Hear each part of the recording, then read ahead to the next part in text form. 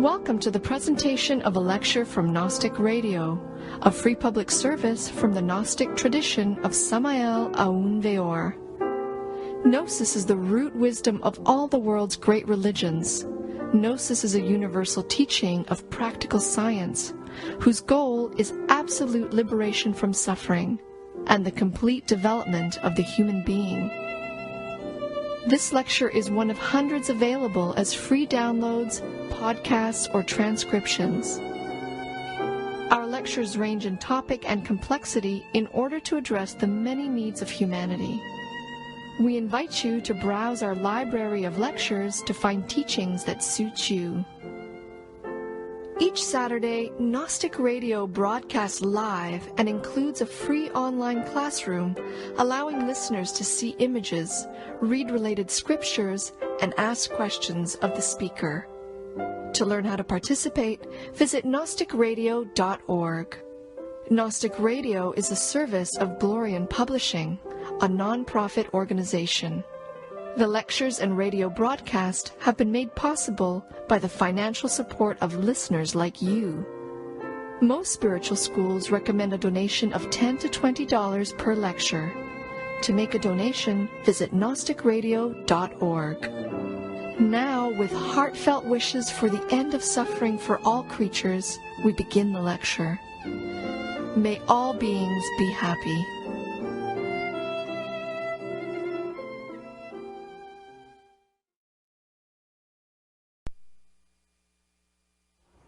Moses, the envoy of the Hallow of Hallows,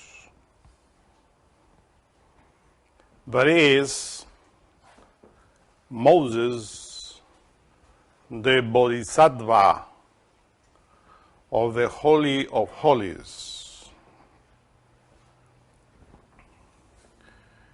We are penetrating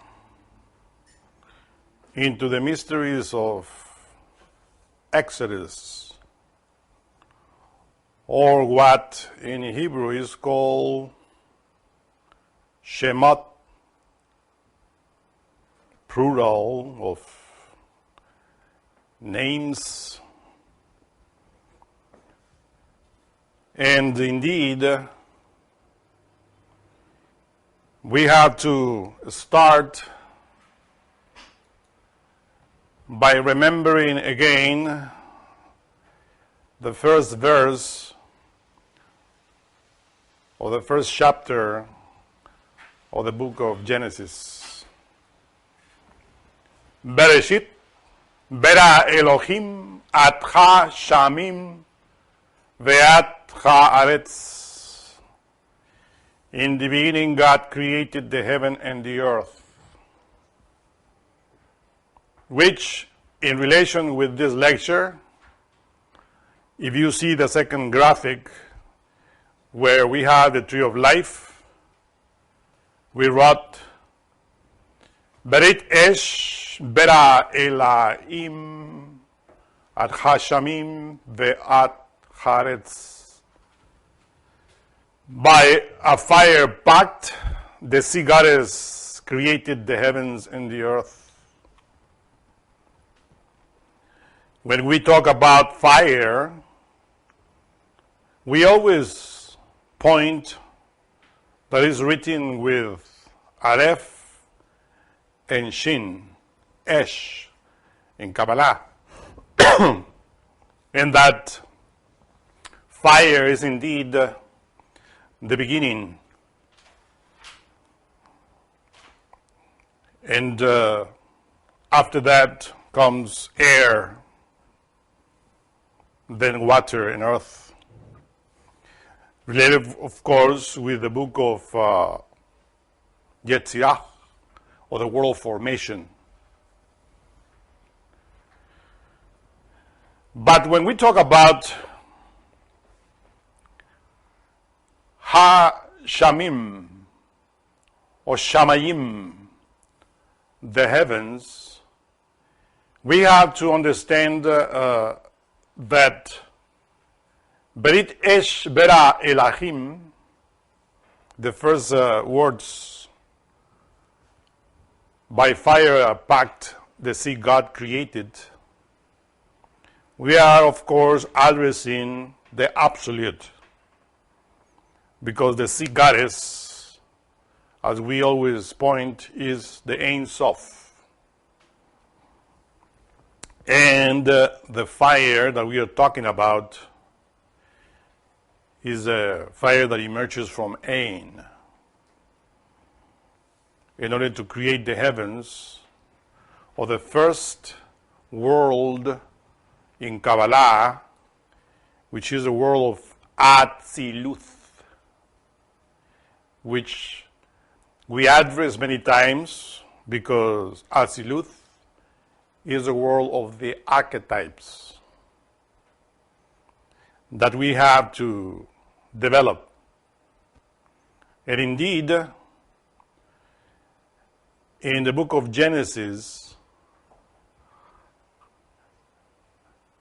Hashamim relates to the heavens. It's a plural for the heavens. But we have many types of heavens. Related with this lecture, we will say we have the first heaven, the world of Atziluth. And then we have the second, which is the world of Bria. That relates to the second triangle of the tree of life. Then the world of Yetzirah, which is the world of formation and of the angels, which is related with the third triangle of the tree of life. Those are the three heavens, Kabbalistically speaking, which are above Malkut, which is the earth. From that point of view, we have to understand and comprehend about the heavens and about how Jehovah Elohim is controlling the forces of heaven and earth, because this lecture relates to it. If you observe the first triangle in this graphic, we wrote the letter He above the word Keter. In previous lecture, we explained that the letter He hides the letter Aleph, because in order to write He in Hebrew, you write it with He and Aleph. So Aleph is hidden there, which is Keter, the air, in the world of Atziluth. And the second Sephirah, which is Chokhmah, is the letter Shin. And then we have Binah, which is related with the letter Mem, with which we form the word Ma'im, water. That's why the letter Mem relates to water. And as you see, within it is the letter Yod, which relates to Keter, and also to the three yods above the letter Shin of Chokhmah. In that way, we see how the Holy Three Unity are one. When we name Keter, Chokhmah, Binah, Father, Son, and Holy Spirit, we have to understand that it is what we call the Holy Trinity, or Trinity, three in one. So, below the letter Mem, or the word Mim, Maim, we find the rivers that we were addressing in previous lectures, which relates obviously to the water. Many Kabbalists state that the river comes from Chokhmah, others that from Keter. Indeed, Keter, Chokhmah, Binah are one. So if we point Binah, within Binah is Chokhmah, which is Shin, fire. And within Chokhmah is Aleph, which is the Father, which is Keter. So this is how we see the three mother letters of that in Kabbalah are always related with the three triangles. Observe that in order to understand this lecture. The letter Aleph, which is hidden in the letter He, is the letter that rules the first triangle, which is Keter, the world of Atziluth. The second triangle is ruled by the letter Shin, which is fire, that relates to the world of creation. That's why when we talk about creation, we talk about the fire. And the third triangle relates to the letter Mem, which is water. In this way, you see it in order to comprehend what are we talking about. Now, if you observe the Hebrew letters, after the word Elohim or Elohim, you find the word Aleph Tav, At, which is always feminine, means you, but feminine. Because masculine, you add just another letter, He, at the end, and it's Ata, which is masculine. But the point here is that the word At has the first and the last letter of the alphabet, which are 22 letters of the Hebrew alphabet. With it, we are pointing that At contains all the archetypes. Because with it, you form Shemath, many names. Everything is hidden in Aleph, Tav, At. And that's why in the book of Genesis you find that after At you find the word Ha-Shamim, the heavens. That means that the archetypes which are hidden in all the letters, Kabbalistic letters, are within Ha-Shamim. That's why the word Shem means name, and Ha-Shem means the name. But also, if we said Ha-Shemim, also is masculine plural for the names as well. Do you see that we said the names Ha-Shamim in masculine, or Shemath, as the book of Exodus is written, which is feminine plural? It is because these archetypes are masculine, feminine, hide the two forces, the duality, and they are hidden in the world of Atziluth.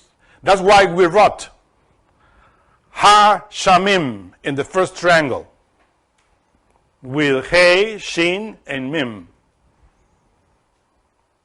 which means the heavens. But observe that in the word the heavens are the names hidden, which are At, Aleph, Tav. This is how Kabbalistically is indicating that all the archetypes that you form with the sacred words, the Hebrew words, are within heaven, within the world of Atziluth, the world of the archetypes. And then you find that the letter Vav continues, Ve'at, again. Means, and these archetypes are also in the earth.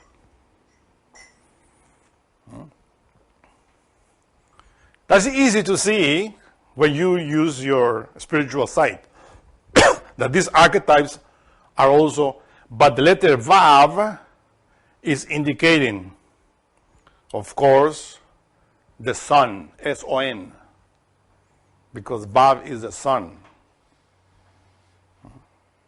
That through the sun is, or are the archetypes descending into the chaotic matter. That's why it is written, Ve'at Haaretz.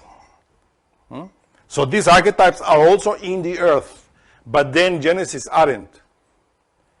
And the earth was tohu bohu, was formless and void, or in a chaotic manner. And this is precisely what we have to understand. That when the archetypes enter into the earth, they are in chaos. In heaven, they are organized.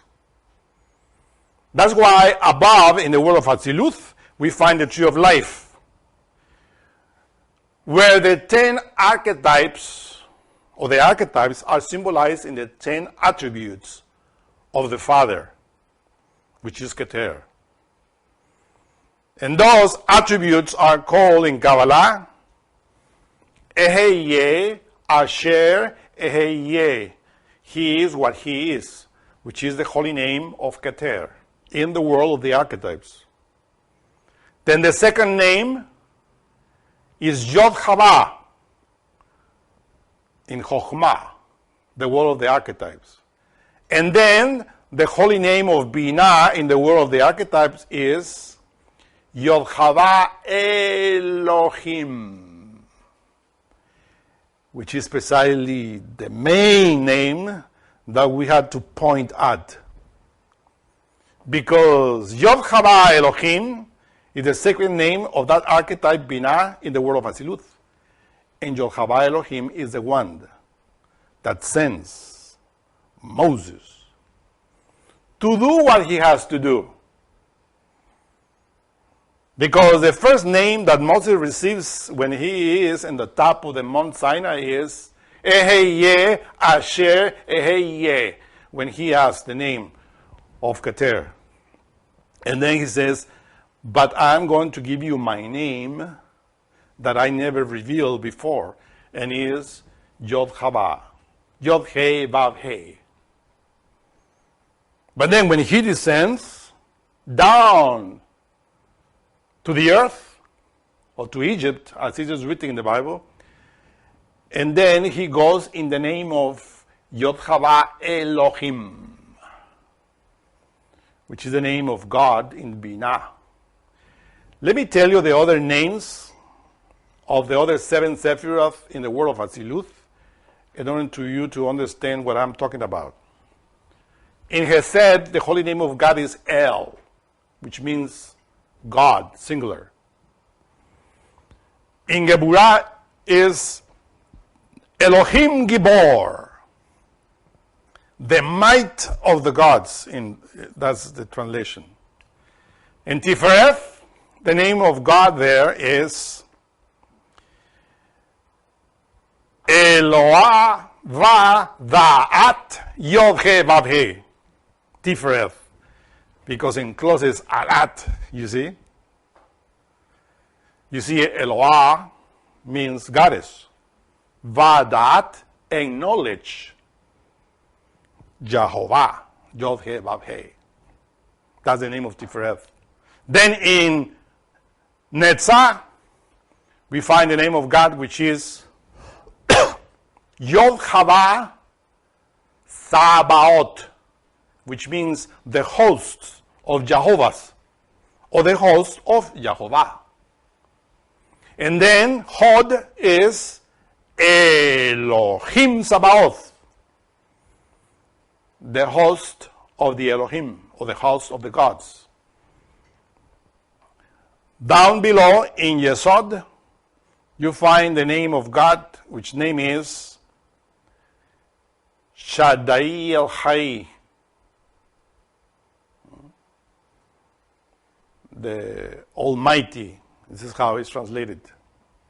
And in Malkut, the last, Adonai, the Lord. So those are the 10 fingers of the Ancient of Days, of that which is Keter, in the world of Atziluth. But as you see, that is Ha-Shamim. And from Ha-Shamim, the archetypes, which are symbolized in the letter Aleph and Tav, are descending through the letter Vav. And the letter Vav, I'm telling you, is the Son, S-O-N, the Son of the Father. So that's why when they penetrate the earth, these 10 attributes become 10 parts of the Son inverted, in chaos, void, without any activity. And this is how we have them. Through the Son is how the archetypes descend. That's why we can translate also Bereshit Vera Elohim as Bereshit Vera or Bar Elohim, Elohim. In the beginning, the Son of Elohim created. The Son of Elohim is Christ, which descends from the Absolute down to the earth. That's why Master Samael Aun Weor explains that when Moses went to the top of the Mount Sinai, he received one ray of Elohim in himself. So when he descended down, he became the envoy of Elohim within him. But you see there how the Son is what in Gnosticism we call it Christus Lucifer. Because he received the attributes and sent them down inverted. Because they need to learn the two polarities in order to develop. So this ray of Elohim, which is Bar Elohim, or Bera Elohim, the Son of Elohim, the Son of the Absolute, contains in itself all the archetypes inside. And this is precisely the beauty of Kabbalah, that discloses for us these mysteries. This ray of Elohim is hidden within the name Moshe, who is the name backwards. Look at it.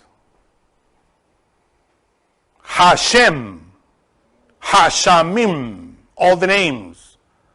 When you invert it, you find the word Moshe. So within Moshe is a ray of Elohim. Within Moshe are the archetypes.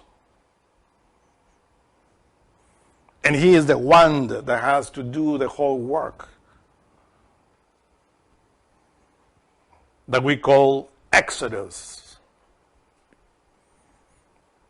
But we have to develop this Moshe within us in order to put in activity all of this that we are going to explain through this lecture. This Moshe is the heavenly dragon that we call in Hebrew Tanin, as we explained, which is a crocodile.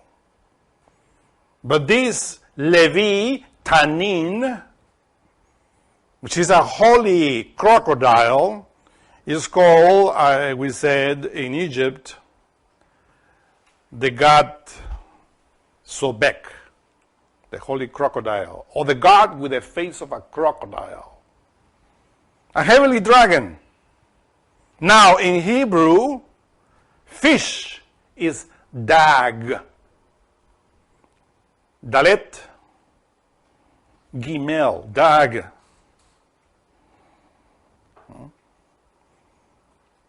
And when you add the word aun, which is sexual virility, you form the word dagon.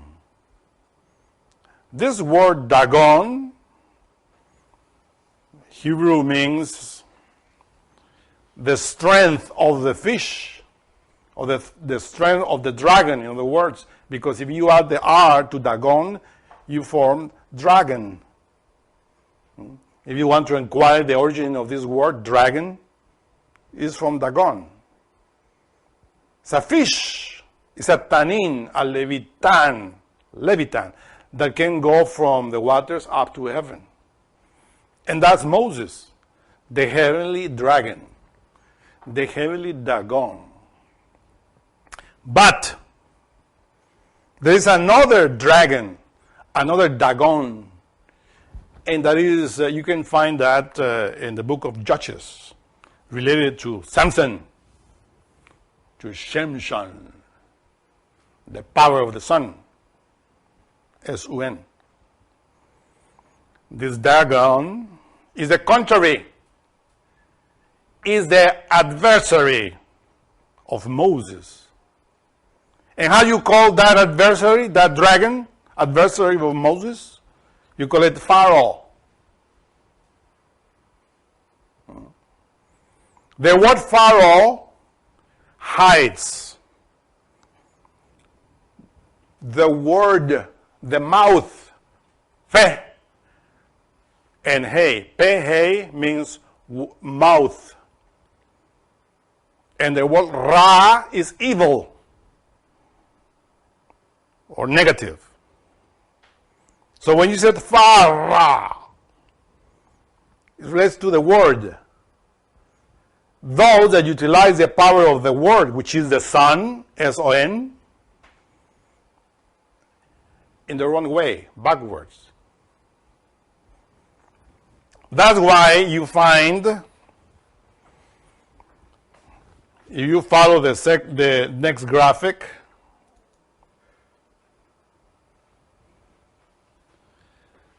that the god Sobek relates to the heavenly dragon, to the Levitanin, which is Moshe, the one that descends but is developed everything positively. And this Sobek is the one that descends down to the earth in order to fight against the Pharaoh, which is he that has a filthy mouth. You know, Sobek, Moshe, brings the word of God. He says, what do you bring me, says the Pharaoh. The word of God. Hashem, the holy name, Yod-Heh-Vav-Heh. He always pronounced that name in front of the dark dragon. That dark dragon, or black dragon, is the one that we have within. All of us have that Pharaoh inside, the black dragon, that is based in the Ra Fe, in the Fe Ra, in the filthy mouth, the way in which we use the word in the wrong way. You know, Moses says to the Pharaoh, Yod-Heh-Vav says, let my people go, let my archetypes go out of you, because you have all my archetypes within your kingdom. Free them. I want to take them to God that they belong, which is, of course, all the archetypes form what we call Israel. Israel is the name that synthesizes all the archetypes that are within us. So free Israel. And the Pharaoh says, and who is Yod-Heh-Vav in order to obey him? You see that? Is that the dragon that doesn't obey the law, that doesn't obey the superior forces. It's a dragon that isn't matter, which is chaotic and void. Can you see that? Because that dragon, or Dagon, as is written in the book of Judges, is the opposite of Moses. And that's why you find there the fight between two crocodiles. In the previous lecture, I told you that this Dagon is a demon with the face of a crocodile. It's a dragon, the dragon of darkness that controls the waters. And that's why in the book of the dead of the Egyptians, you find that says, I am the crocodile god Sobek, who dwelleth amidst his terrors. That is Moshe. Because Sobek, it is written, this says, I am the three-wicked flame, and my wicks are immortal, says the defunct. You know, the defunct is the one that says that, means he who has not ego. When it says, I am the crocodile god Sobek with three wicks, with three flames, these three flames are the spirit, the divine soul, and the human soul. Abraham, Isaac, Jacob, the three in him. Because he himself is the other flame. Or as we say in Kabbalah, that letter Shin with four wicks, which are, of course, in heaven. I enter into the dominion or domain of Sekhem, Nirvana, the paradise. And I enter the region of the flames who have destroyed their adversaries. The region of the flames who have destroyed their adversaries, the region is Nirvana. This is the world with, you find these three flames, these monads, which have destroyed, the gods, in other words. Because each god in itself has a crocodile, Sobek, within, has Moshe within. They fulfill the work, so they are gods. Elohim, as we say in Hebrew. And that's why this Sobek is what the Bible says, and the spirit Elohim moved upon the face of the waters. In other words, and the spirit of the God of the ocean, or the God of the sea, or the sea god, in other words, because El is singular for God, masculine, Elohim. This is Hesed. Elohim is the God of the waters, is Hesed. That's why when we point at the crocodile, we said it's Hesed. But within Hesed is the Sephirah, Geburah, and Tifereth, the divine soul and the human soul. So this is what is the heavenly dragon that has to fight. How do you say adversary in Hebrew?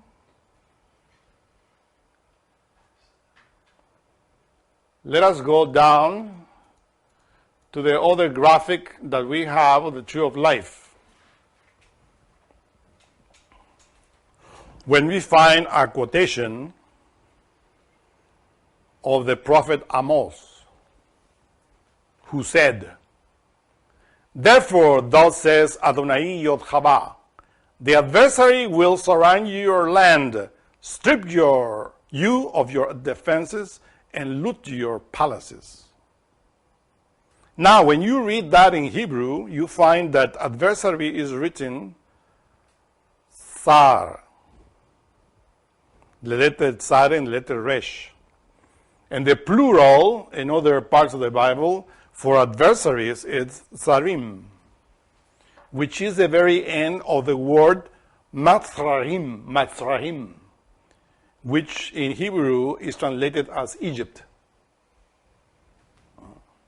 So if you see there, if you write adversary, Tzad Resh, in the mid of Mim, which is water, of Mizrahim, you find that that adversary is the crocodile, that adversary is the enemy, which is that dragon, which is that Pharaoh, which is in the waters of Malkut.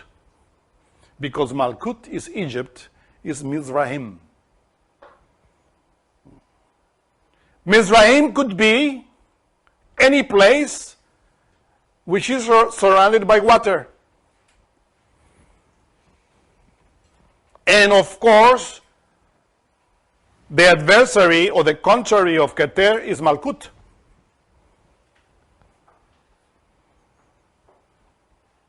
So that's why when Moses wrote Mizrahim, he was referring to the Atlantean continent, because the same word Atlantean, Atlantis,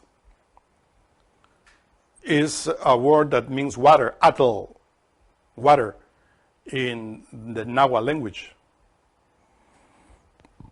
So Atlantis means water, or a land in between the waters, which is, of course, the physical world. And why is translated as Egypt? Well, Egypt is between the waters. The Red Sea is there, there's the Nile, the Mediterranean. There you find Egypt, which is a place surrounded by waters. But also Eden is a place surrounded by water. That's why we always said Malkut is the Garden of Eden. If you see your physicality, many times we told you that the cerebral spinal fluid is the river Gihon, and that the river Pison, which is the sexual energy, is the other water, and we are in between. Because we are like 70% water. So we are also Mizrahim. Mizrahim could be any place in the earth in the midst of the waters. Do you get it? It's easy to see. The fact that it's translated as Egypt is because Egypt was part of Atlantis. Egypt was built in the Atlantean continent that sank in the Atlantic Ocean. So Egypt are remains of Atlantis. and the exodus that happens in Atlantis is related with Egypt. So it's easy to see Kabbalistically that Moses wrote, or the translator says Egypt, etc., in order to point also Atlantis, which was Egypt. But it's us too. And within Mizrahim is the adversary, which indeed are many, Zarim, plural, many adversaries within the waters, because the letter Mem is water. The earth contains the water. Even the planet Earth, look at the planet Earth. There's more water than Earth.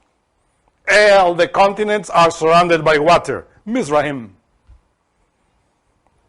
So this is important and necessary to know in order not to point at Egypt, the place of the Exodus, as literally as many translate that, or many explain that, trying to explain that the Exodus, crossing the Red Sea and all of that, literally, which is written in Exodus, didn't happen like that. Even if they made a beautiful movie, The Ten Commandments, in Hollywood. All the mysteries of Exodus are esoteric, initiatic. in order to comprehend them.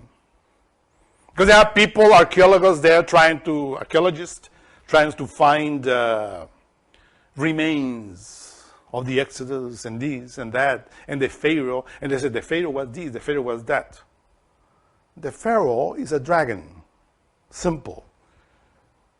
It's a crocodile. And in order to point at that, let us go up now to the other graphic where you find Moses as well. Beautiful statue of Moses. And the quotation of Ezekiel 29:3. Ezekiel wrote, "Speak and say, thus says Adonai Yod-Hava, behold, I am against thee, Pharaoh, king of Mizraim, the great crocodile, that lies in the midst of his rivers, which hath said, my river is mine own, and I have made it for myself." So in that verse of Ezekiel is pointing very clear that the Pharaoh is a crocodile. It's a dragon hidden within the waters of Mizraim. So you find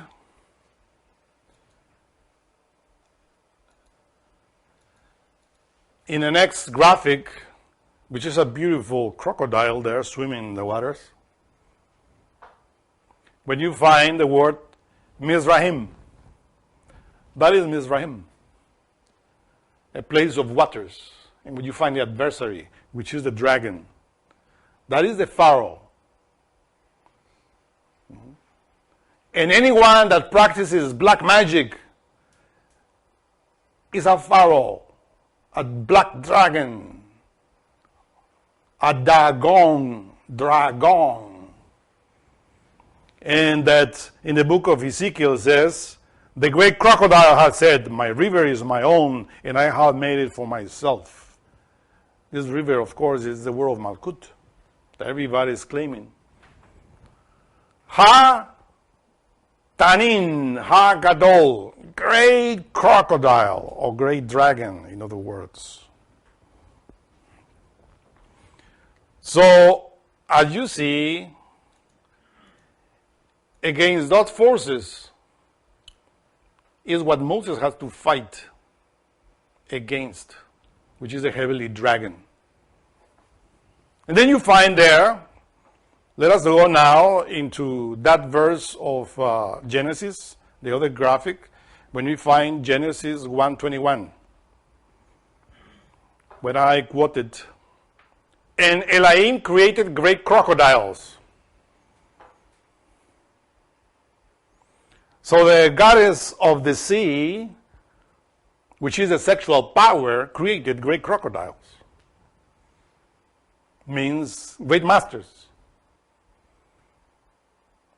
But also those that transform those waters in the wrong way could be also negative crocodiles or negative dragons. And every living creature that creeps. Well, we find there that according to the Egyptians, they had the goddess Heket. The T is somehow not together, doesn't like to be with that. Heket is the goddess frog that relates to fertility. This is something that you have to understand. And below is written, and every winged bird after their kind, and Elohim saw that it was good. That bird is the ibis, according to the Egyptians. The bird is always related to the angels, because from the water, from the Divine Mother, emerged the angels by initiation. So we have to state this, that when you read after their kind, if you write or after their pantheon, translate Cain as pantheon, you will understand that from the sea waters, the sea goddess, Elohim, comes any god. Because the Divine Mother is the mother of all the gods, of any god, of any pantheon. That's why we wrote there, according to their kind, according to their pantheon. According to their pantheon. And that was good. So when Moses descends, in order to find the dragon, we find that the dragon also has demons that are creepy, coming from the waters too. Because that dragon, that Pharaoh, lives in the waters. That is called the Nile, the river Nile. But it's also the river Perth, or Euphrates, as is written in the Bible. Many names. It's a physical water, the physical force, the physical waters of Malkut. This is where we have that dragon. And of course, all the gods emerge from the waters. Because in order to emerge as an initiate from the water, you have to be baptized by the waters. In this case, not the Nile, not the river Euphrates, but the river Jordan, which is the same symbol. Different name, same water. So you find that, then, that there are many gods and goddesses that control the forces of the elements. But all of them, without exception, are under Jehovah Elohim. Because Jehovah Elohim is the holy name of Binah, which is the third person or the third entity of the Holy Trinity. That's why Jehovah Elohim is above all the Elohims. All the angels of Yetzirah are under Jehovah Elohim. Take that Binah, Jehovah Elohim, out of the third triangle and place it in Yesod, which are the waters. And then you find that this Jehovah Elohim is the creator of any Elohim, of any god, any goddess. And that's why he has power over them. And in any pantheon you find religions that worship the gods and the goddesses. But when you enter into the path direct, in order to perform the exodus within you and outside, then you become a ray, you become a vehicle, an envoy of the Holy of Holies, which means the very head of Binah, that is above all the gods. That is the initiate of the direct path. And this is how we have to understand the work of Exodus. But it's something very important that we had to point here with the goddess Heket, which is a frog. Because in Hebrew, in order to write frog, you write Sephardim. Sephardim. And of course, this word Sephardim is made of two words. Daim, Sephardaim. Dat is knowledge, but the plural of that is Daim.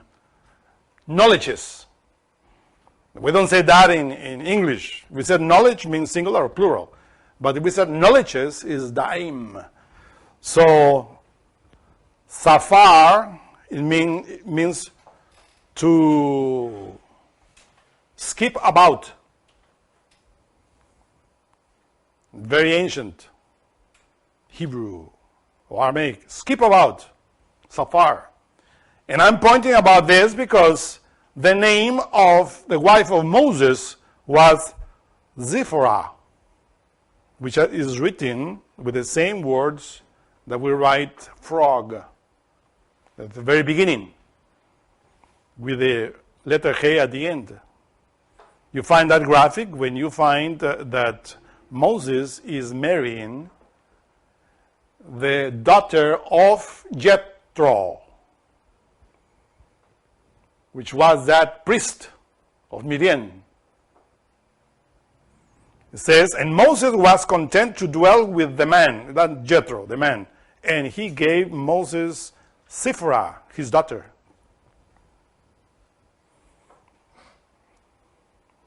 Because, of course, she was related to the waters of Yesod. Moses entering into the mysteries of the water in order to become a crocodile. So this is how it's written in the Zohar. The Zohar states, if you find the graphic where we explain about Jethro. Zohar says, Jethro was one of the 3 advisors of the Pharaoh, or the black dragon, or he with the raw mouth, the filthy mouth. One advisor was Jethro, one Job, you remember Job, the book of Job, and one Balaam. The first was Jethro because there was no form of worship and pagan deity or servant or functionary or star that was purported to rule over any fiefdom that he didn't know how to worship. I mean, Jethro was a skillful priest, in other words, in relation with the different deities related with creation, with that pantheon. And he says he knew the appropriate form of worship and how to serve each. Whether Balaam, the other advisors of the Pharaoh, was a sorcerer, and he knew all kinds of witchcraft, whether by magic deeds or spells. And all of that is related, of course, with the one that enters into the path. We will say that Jethro relates to the waters because his daughter was Zipporah. That relates to the waters. In other words, was a priest of the 3rd triangle, the triangle of priesthood, or the tree of life. While Job was different. Job was a master of awe, which means related with the heart. Because when you are in awe of something, your emotional center alters. When you are observing, for instance, the beauty of God in an experience, or the mighty of God, you enter into your heart that awe. You feel it in awe. Because you feel so little, and you see the immensity of what is in front of you, which is God. So Job was that, a master of that. And the essence of awe was the essence of his worship. This awe is valued because a person is not able to draw down a spirit from above, whether in the realm of the holy or the other side, and cannot get close to it unless the worship is in awe. The heart and will have to be directed in awe. And then, with a broken heart, the higher spirit can be drawn down and the desired effect achieved. That is written in the Zohar.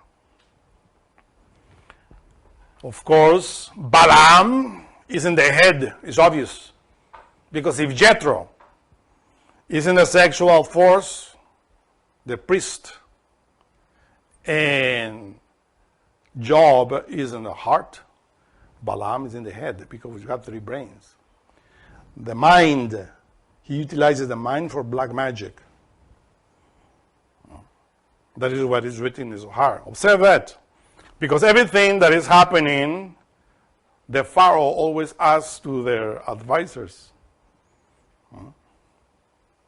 And Job always says, it's God, it's the finger of God. But the other advisors say, no, we will do something magic to see that we can do the same thing, etc. And this is how you understand what is written in the book of Exodus. It's written there. Now, in the book of Job, this is the book of Job. Look at this graphic where we find Job by William Blake.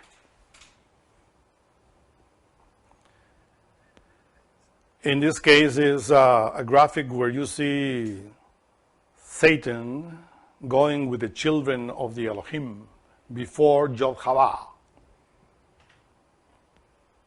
It says, now there was a day when the children of Elohim came to present themselves before Jod-Hawah, and Satan came also among them.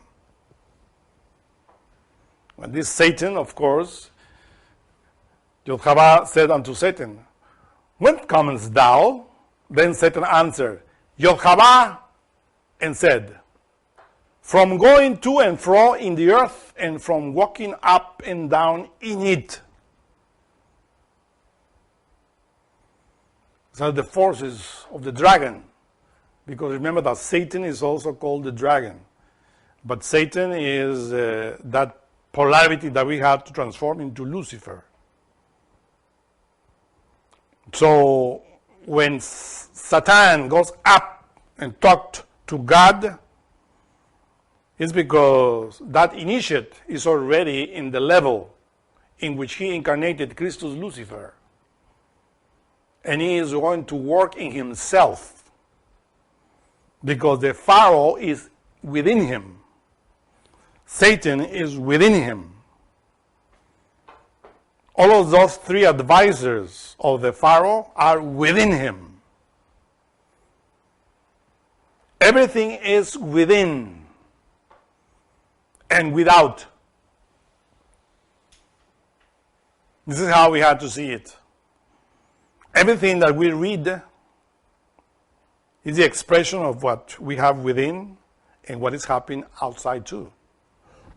Because there are followers of God which are in fear of God. Others that they don't care, which are atheists. And that they love the Pharaoh, the materialistic world. And they think that that black dragon that work with the dark forces is the one that rules. And indeed, it rules Mizraim. It rules Malkut, the earth.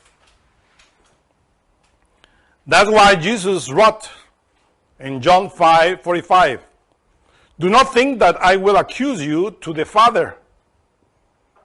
He's the Son. He says, there is one who accuses you, even Moses, in whom you trust. And who is the accuser? Is not Satan. This is how you have to understand. When Moses is before the hallow of all hallows, he says, Moses, you reach the east. You reach Tifereth. Now you are a heavenly dragon. You are part of your monad. Because Chesed, Geburat, Tifereth, Atman, Burimanas, the spirit, the human soul, and the divine soul are one with you, heavenly dragon. So you are in the east, before Jod-Hawah. But let me tell you that you just reach the 50% of the work that you had to perform. And then Moses says, why? Because your human person down there in the physical world has trapped my archetypes, my people from Israel. It is not enough to reach the mastery and reach and enter nirvana. You have to abandon this paradise, which is in the east, because you rose, like the sunrise, up to the east. Then you have to abandon the east and go down. Like Zarathustra in Nietzsche, he says, go down from the mountain to the people and teach about the Superman. And then Moses asked, if I am in the east, you are telling me that I have to descend to the west? The east is the morning. The west is the evening. Because it is written, and the evening and the morning was the first, second, third, fifth, and sixth days. The evening is always the first, because I started in the evening in Malkut. I was born there in the waters, but I rose up to the mountain, Moses said. And here I am, a newborn, and now you are telling me, go back to the west. Go back to the evening. The Zohar says, the woman, Malkut, is the evening. And the day, or the morning, is Tifereth. That's why Tifereth has the sun as a symbol there in the center. The sun shining. But the evening is darkness. It's down, is where the dragon abides. That's why the evening, you wonder why in Hebrew, Hava is named in English Eve and relates to the evening. Because Hava, which is Malkut, relates to the evening. Hava is the evening, and Adam is the day. In the evening and the morning was the first day. Because everything starts with a woman. Or aren't we born from a woman here in this physical plane? So the woman delivers us. So that's why that's Eve, evening. That's why you said as a contraction, the Eve, the Christmas Eve is before the day of Christmas. So you celebrate Christmas Eve the 24th of December, but Christmas is the 25th, which is shiny, solar day. So in the same way, when Moses descends, this says into the evening, into the eve, in order to perform the Hallow evening, the Halloween.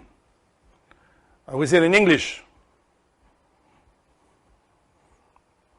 If you answer, say, well, Halloween is a pagan celebration that is not written in the Bible.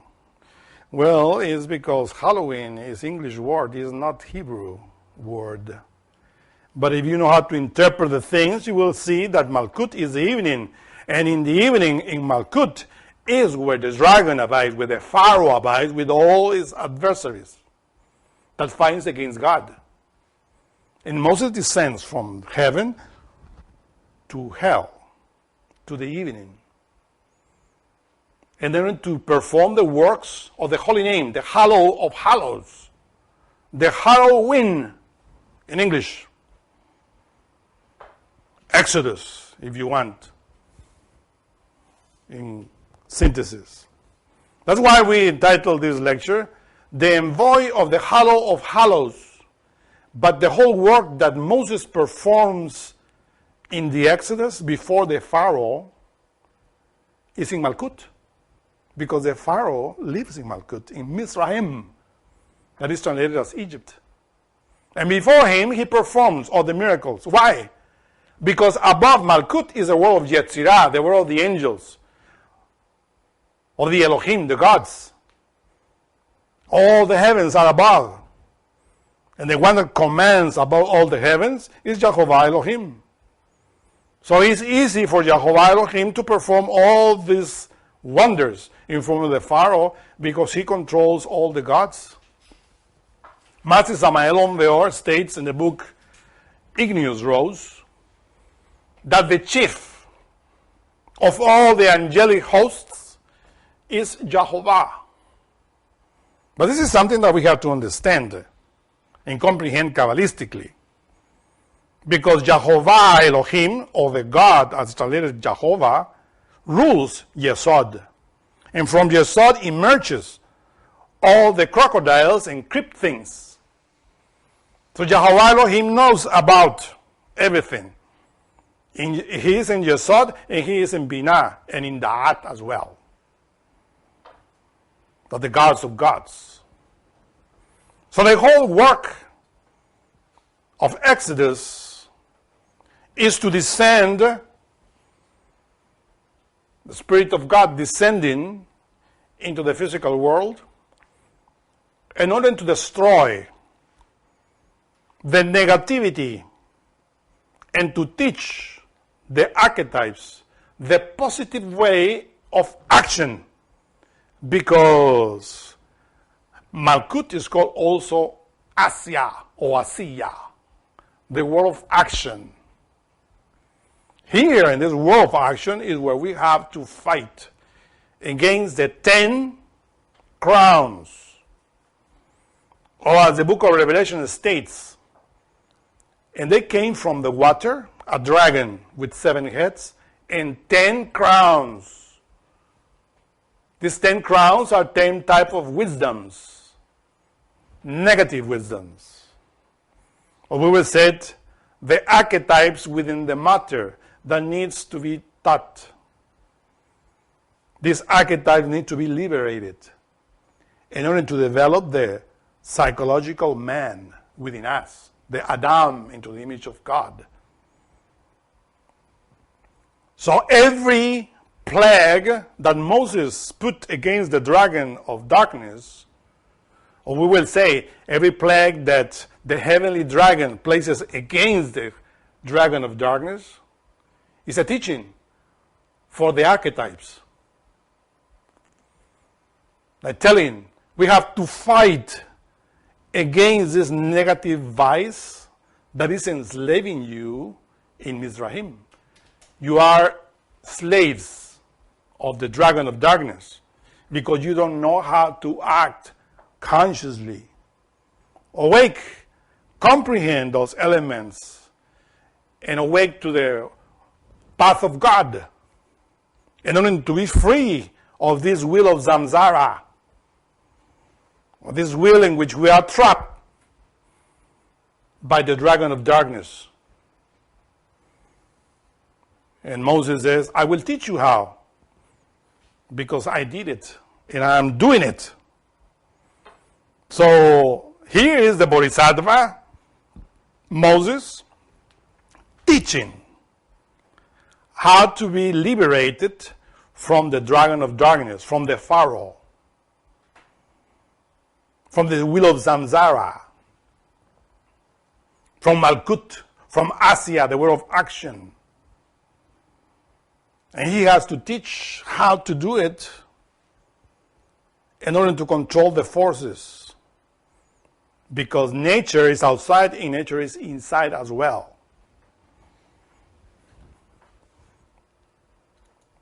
So,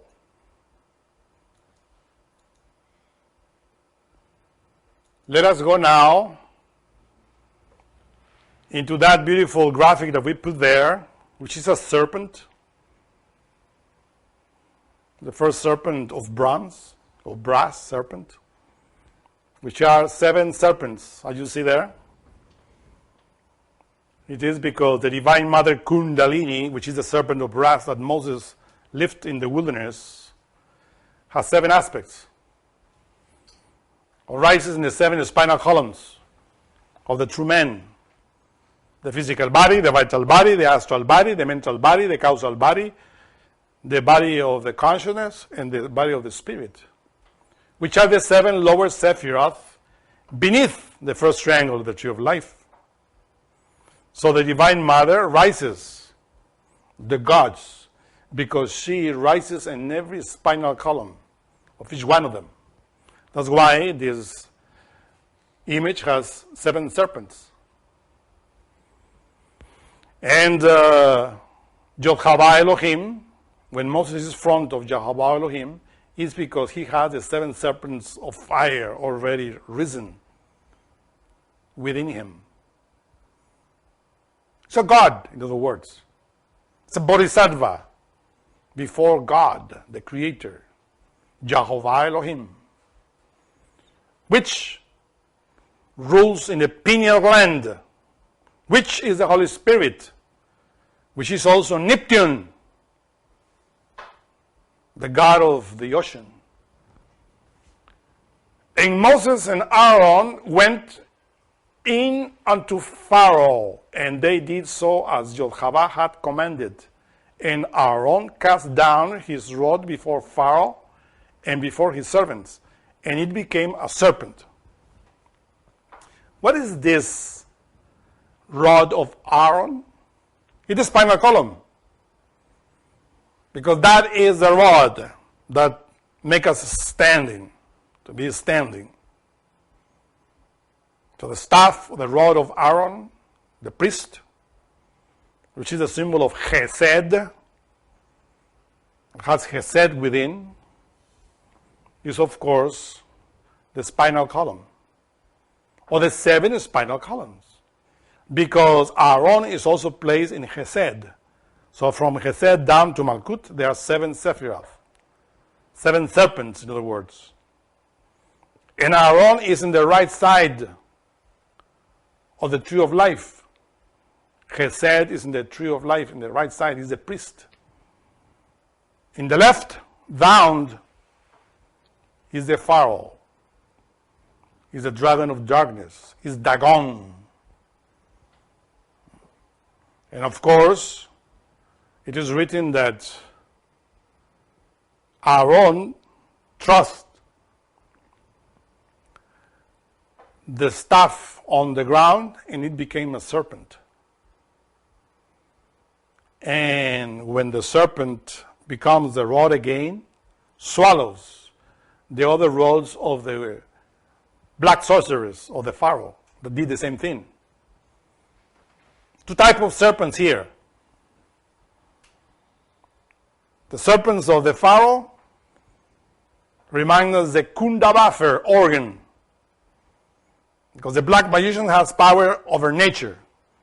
So don't be surprised that you find in this day and age a lot of people with powers over nature.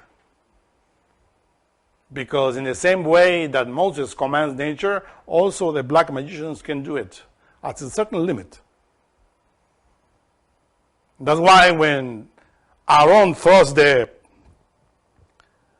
rod on the ground and it became a serpent, the black magician says, we can do the same thing too, because they work with the Kundabafer organ. But the rod of Aaron swallows the other serpents or the other rods. It means that that rod has the knowledge of evil already. It is the transformation. The black magicians have that power, but they don't know the other side. Aaron, when swallowing those serpents, is showing, I know good and evil, but you only know evil, because you are servants of the Fa-Ra, the evil mouth, the evil dragon. So then, the great work of transforming, or going into the transformation of the work, is in the next graphic, where the initiate has to know how to work with the 5 aspects of the Divine Mother Kundalini. When we said the 7 serpents of fire within, that's only one aspect of the Divine Mother. Because we talked in the beginning about the cosmic aspect of the Divine Mother, who is Elohim. The Divine Mother has different aspects. Expresses itself in the space, in nature. Is the Mother death?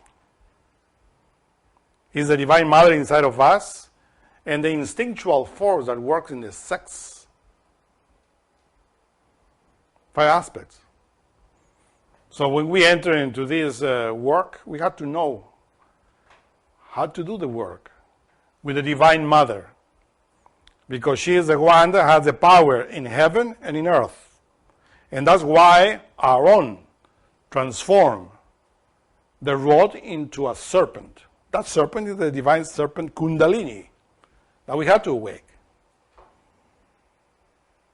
Don't worry about the Kundabaffer, because in certain level we already have that evil serpent related with desire. So Yod-Hava said to Moses, "Get thee unto Pharaoh in the morning. Lo, he goes out of the water, onto the water. And thou shalt stand by the river's brink against he come. And the rod which was turned to a serpent, shalt thou take it in thy hand."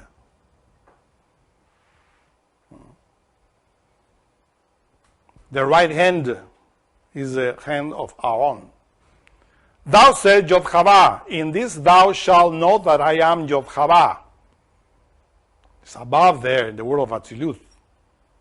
"Behold, I will smite with the rod which was turned into a serpent, that is in my hand, upon the waters which are in the river, and they shall be turned to blood."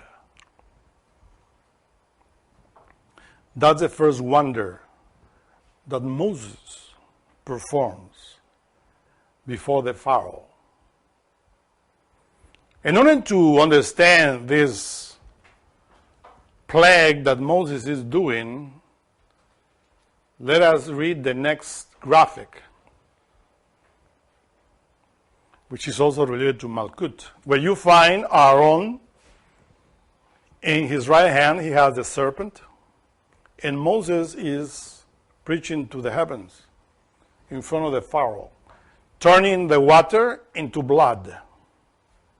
We know already that the water is a symbol of the sexual force. And we explained in previous lectures that in order to make a drop of semen in either side, whether a woman or a man, we need 80 drops of blood. 80 drops of blood in order to make a drop of semen. And that's why it's written in Genesis chapter 9, verse 6 and 7. "And surely your dam," that is the name of the blood in Hebrew, Dalet Mem, dam. "The blood of your nefesh," which in this case is translated as soul, is the animal soul, "will I require at the hand of every animal, will I require it, and at the end, and at the hand of Adam, at the hand of every man's brothers will I require the soul of Adam," the nefesh. "Whosoever sheds Adam's blood, by Adam shall his blood be shed. For in the blood is the image of Elohim in Asia to make Adam."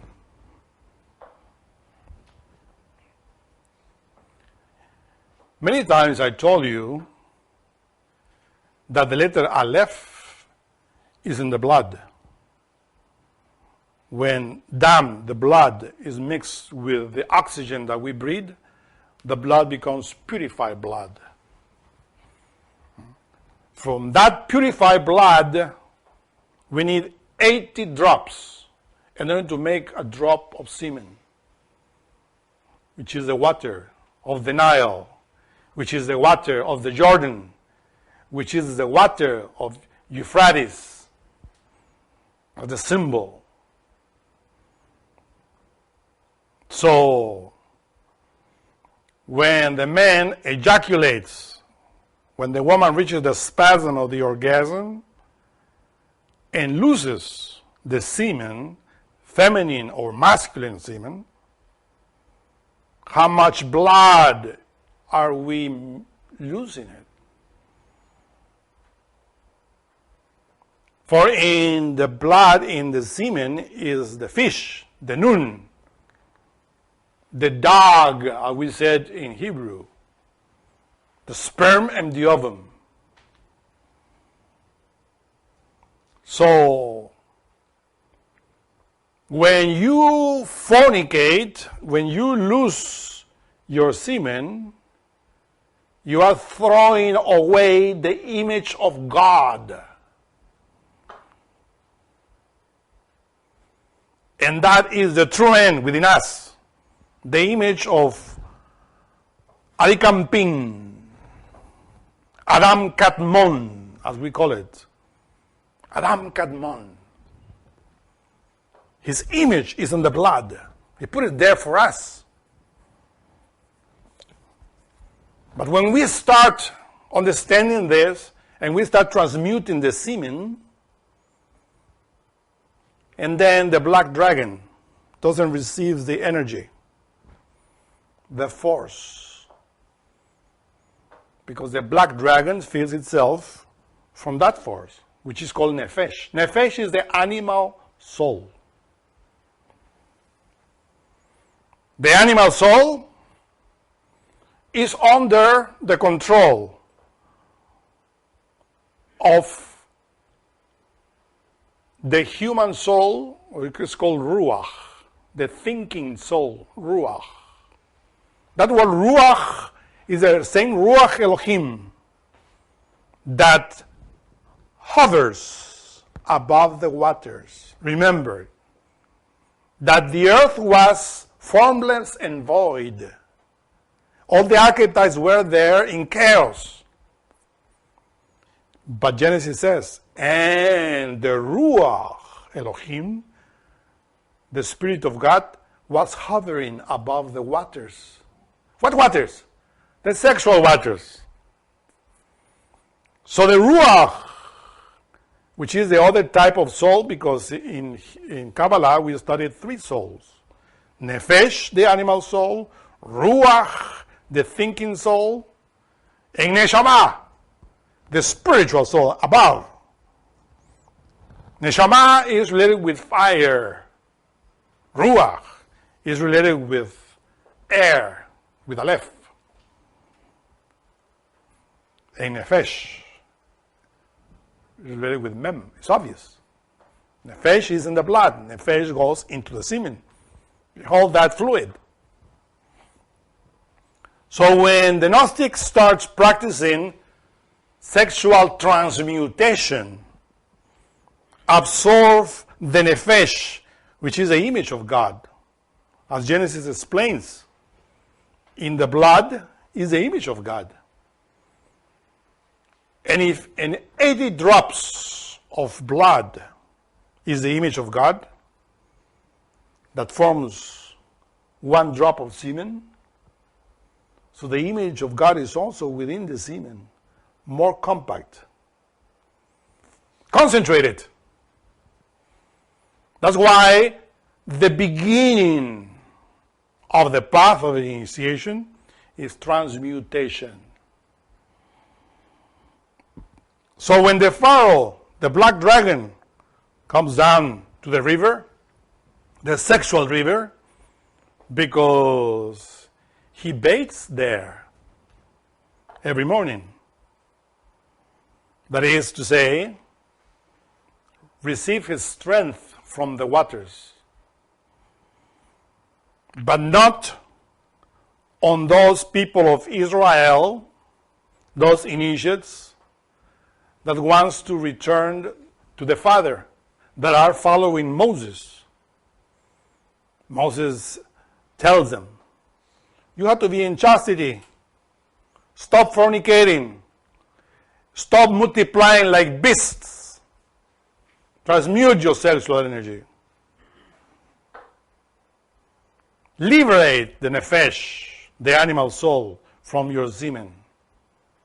And give life to your archetypes. And that's why it's written that the people of Israel, the archetypes, which are above, are feeding themselves with that water, which is turned into blood. That reminds me something very important here in relation with Malkut, the woman, the female, the evening. When she is close to her period, menstruation, she is full of hormones, filled with life. Unfortunately, the woman identified too much with the black dragon, with the Pharaoh, with the evil mouth, the crocodile that controlled Mizrahim, her physical body, and activates the anger, or activates this other ego. And then the dragon is feeding himself. But the woman that is intelligent, don't do that. Transmute the sexual energy and become a female tanin, a Levit tanin. The saints of the water, like the daughter of the Pharaoh, but to feed herself with her own waters. So when menstruation comes, this is what is left for the dragon, the blood.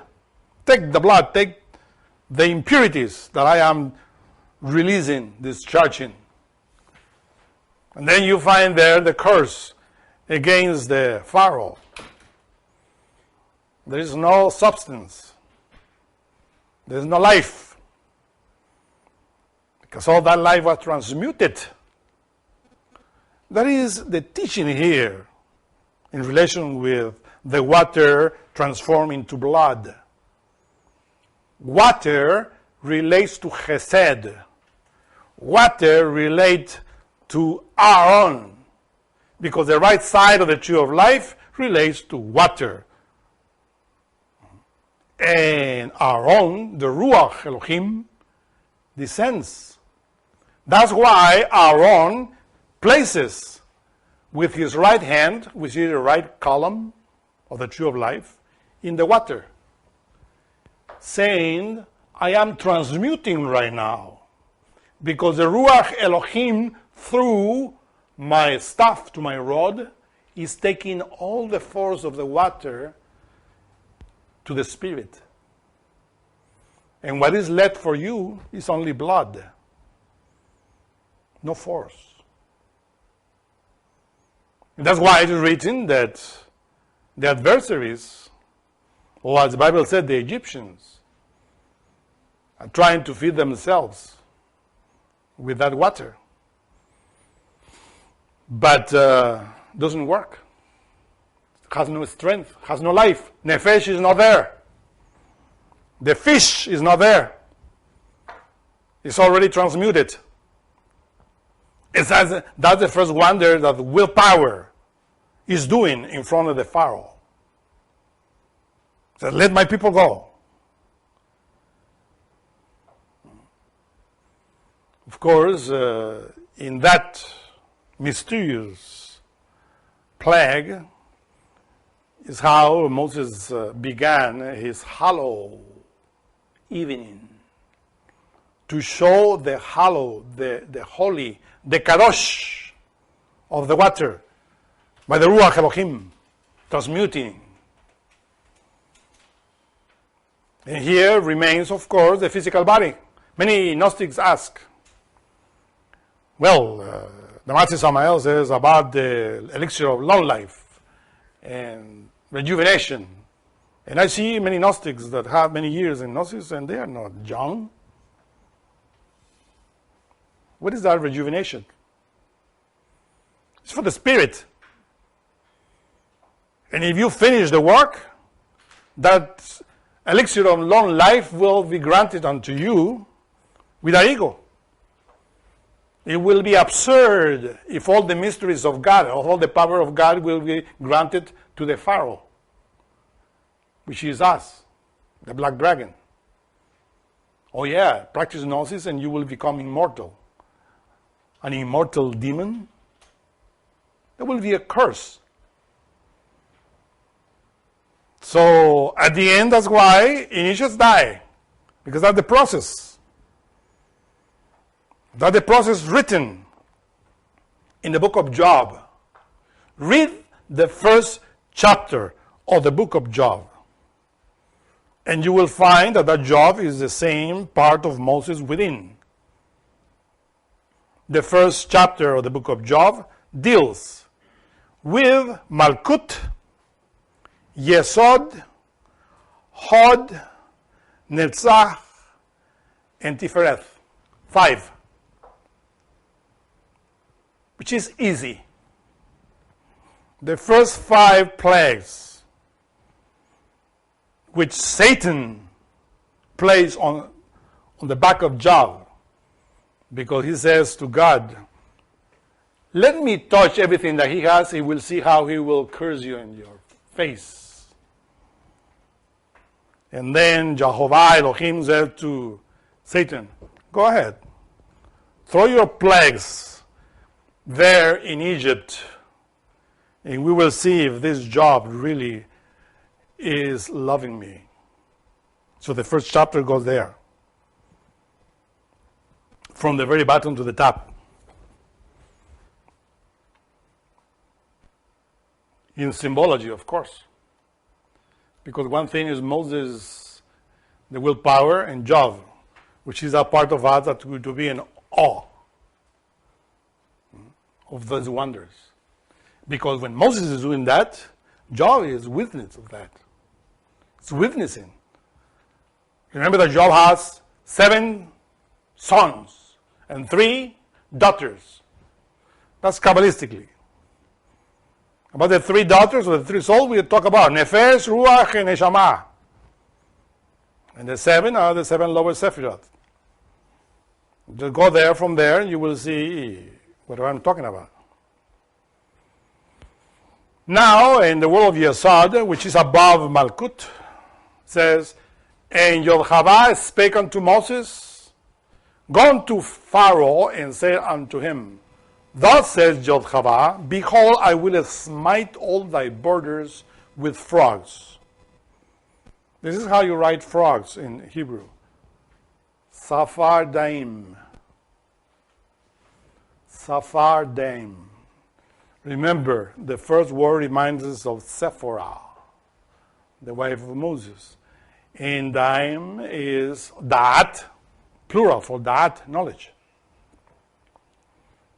And the river shall bring forth frogs abundantly, which shall go up and come into thy house, and into thy bedchamber, and upon thy bed, and into the house of thy servants, and upon thy people, and to thy ovens, and to thy kneading troughs, etc.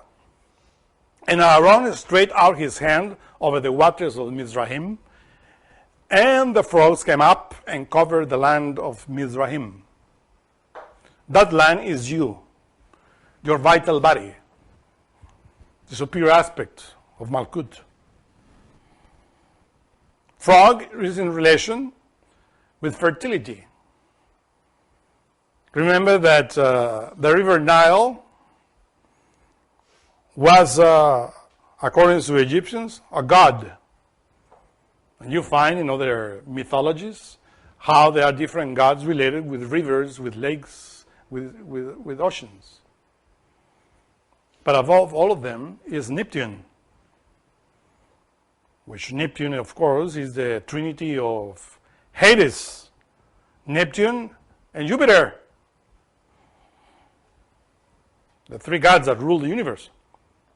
Part of us also, talking in Greek terms in this way, or terms. So that is Yesod. You see, because you are working from the bottom to the top.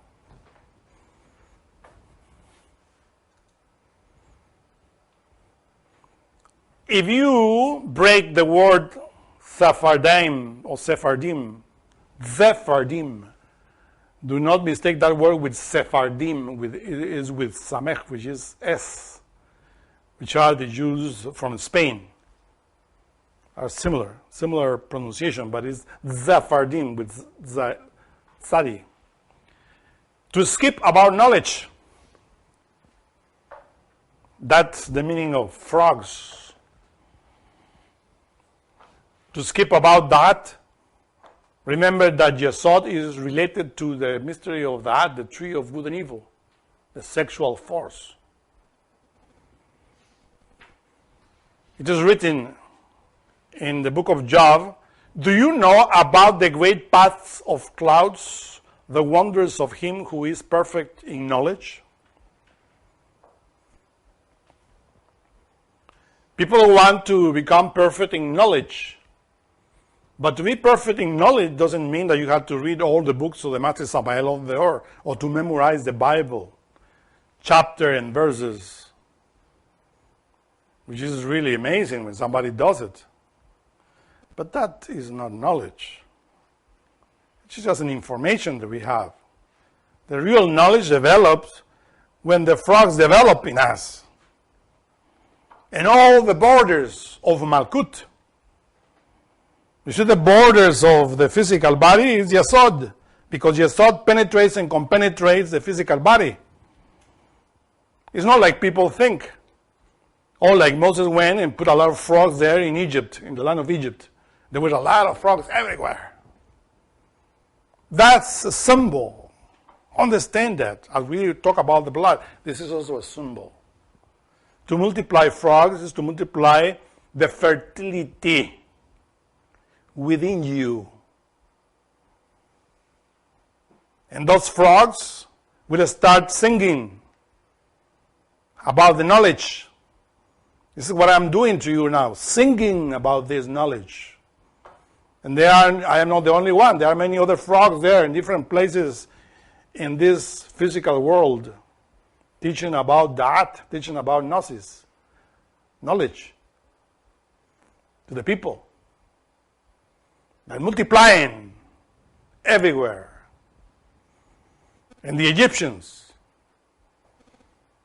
or the people that are in the earth, that don't want to follow the path, that are following the black dragon, they said, we can do the same thing, to multiply the knowledge, the black knowledge, by transmuting the sexual energy by black art. So this is written that the black magicians also did the same thing. But of course, this is how people that do not understand the mystery of that worship the dragon, Dagon. They're called the Philistines. What they do? What is what they do? They have one child, two childs, three childs, fourth, children, fifth, sixth, seventh, many children. And thinking that from that they are accomplishing what Genesis says, be fruitful and multiply. Yeah, the black dragon interprets that in that way. And that's why when you start doing this work, if you do it very well, you stop having children for the dragon. Because every child that is being born in this physical world becomes a slave of the dragon. And that is unquestionable. You want to stop being a slave in bondage of the Pharaoh? Work with yourself. Start working yourself and overcome. Especially women. In this doctrine. It's a natural desire in woman to have a child. When you start doing this work, if you have a child, that child is for the dragon. Sounds horrible, but it is. Look the world how it is. Every child that is being born is a slave. You want to liberate yourself, your own children? Well, you have to work with your own fertility, with your own power. And then your own Pharaoh will see the wonders. That black dragon or black crocodile. Because Yesod is a mystery of sex, or transmutation, or fornication. That one that Moses did. The multiplying the frogs is something that we have to perform within.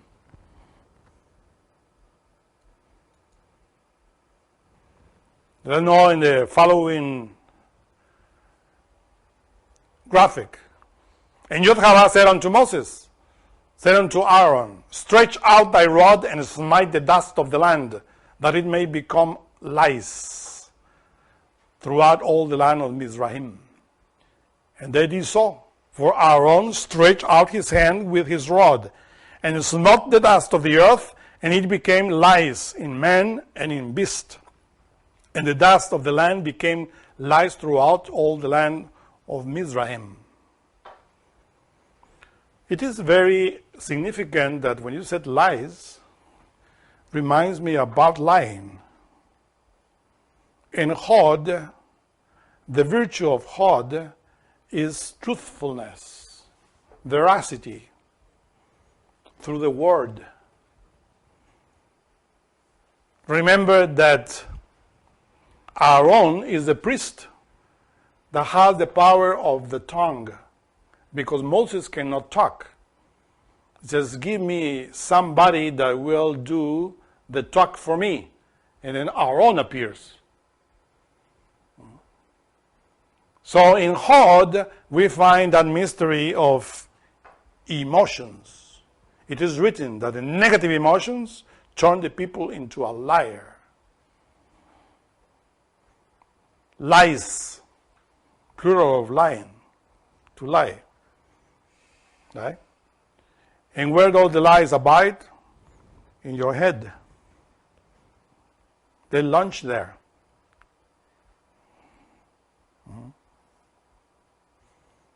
So they lie there to lie.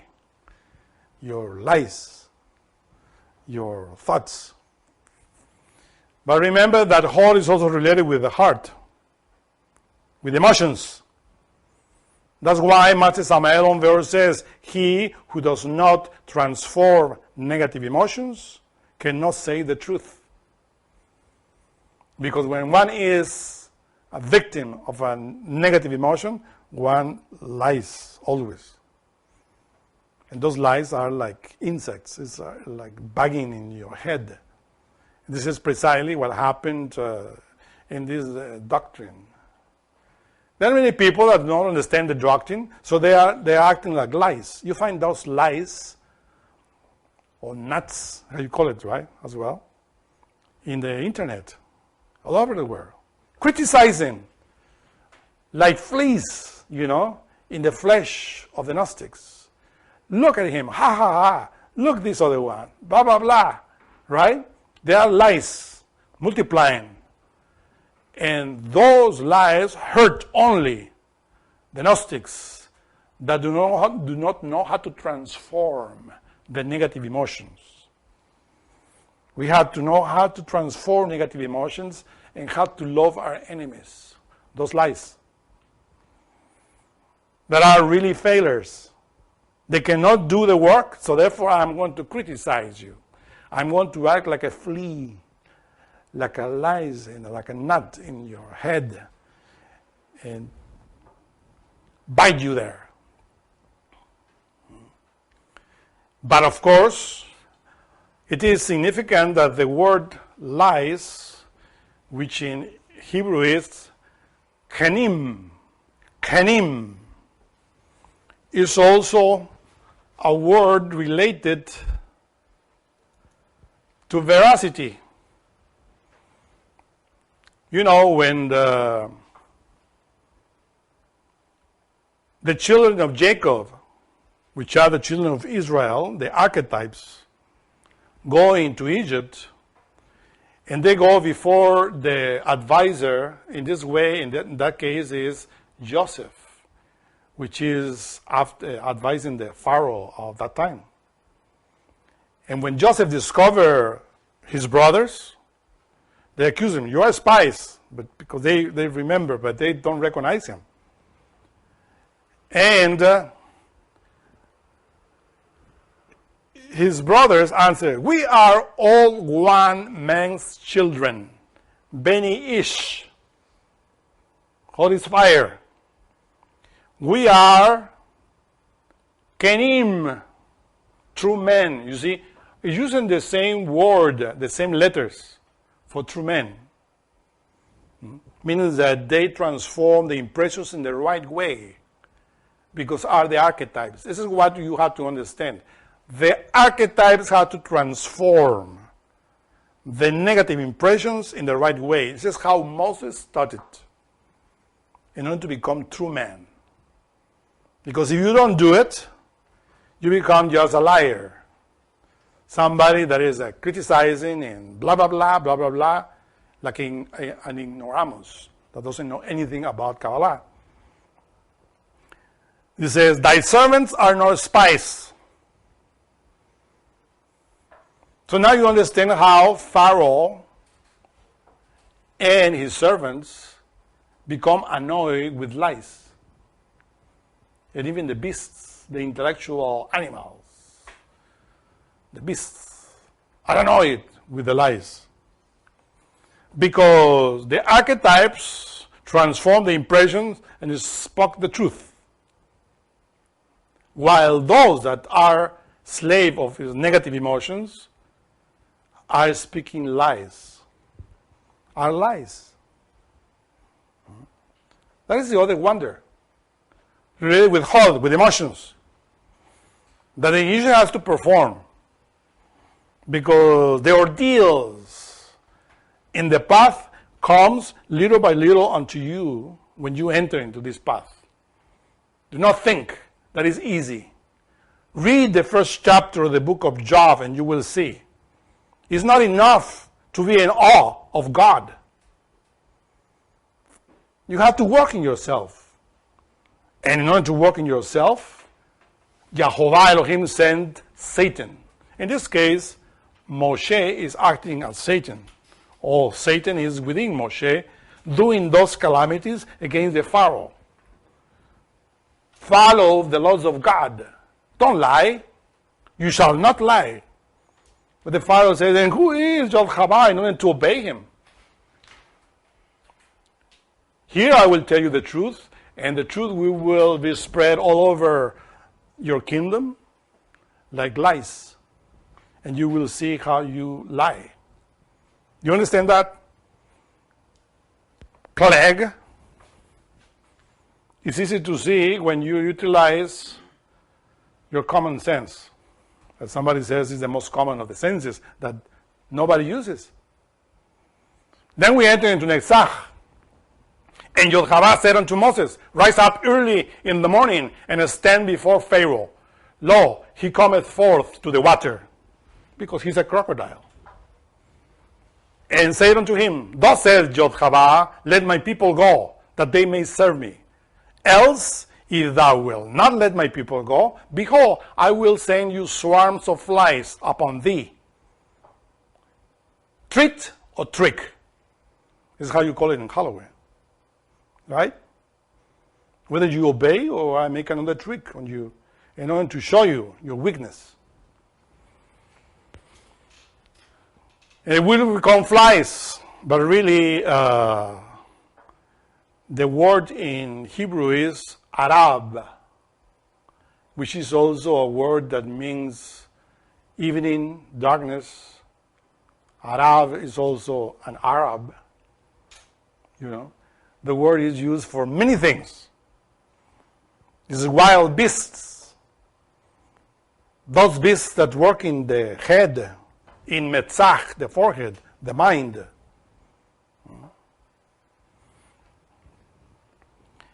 And swarm of flies is the translation. Because really the flies are the symbol of hypocrisy. which is a very good symbol. I mean, to take that and to put it as flies.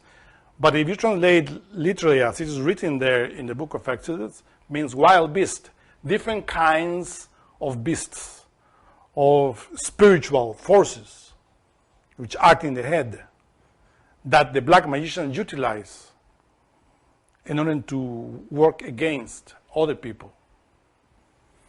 But, of course, the swarm of flies are the opposite. The work in the mind in order to work against the flies. And I will sever that in that day the land of Goshen, in which my people dwell, that no swarms of flies shall be there. To the end thou mayest know that I am Yod-Hava in the midst of the earth. He's going to divide the people from Israel from the Egyptians. That is a division there. You know, when you find a lot of elements that you don't understand and you receive knowledge, complicated knowledge that you don't understand, you enter into confusion. It is written, when the gods want to punish humanity, they confuse humanity. And this is what is happening in this day and age with Gnostics.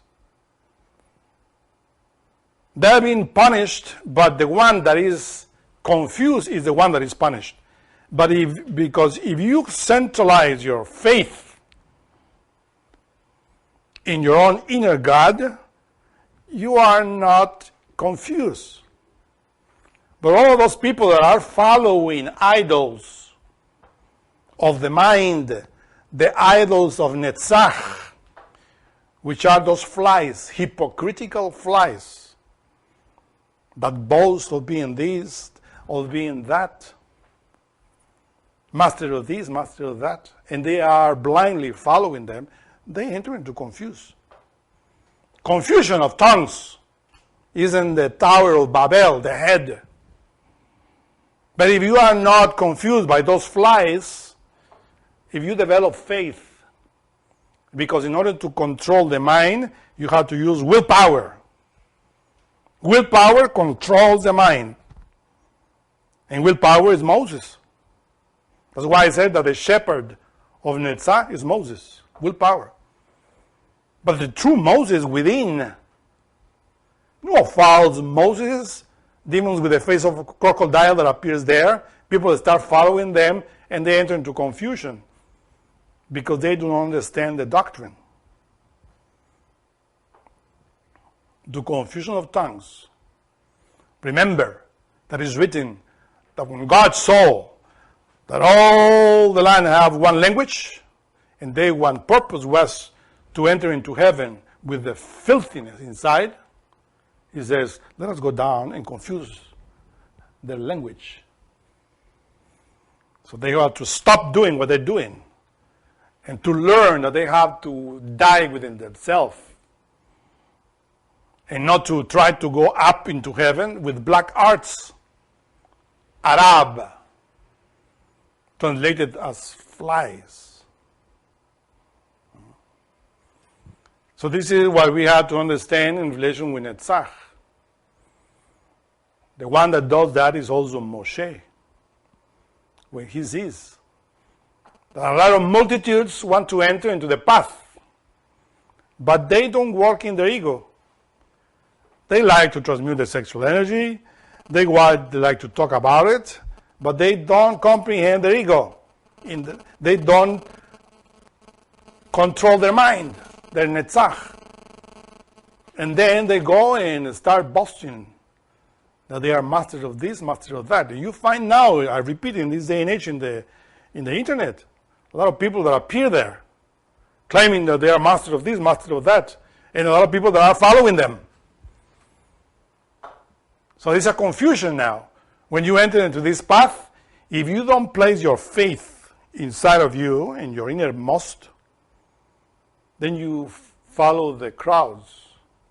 And you think that because this group has many students is better than this other one that has not too many students.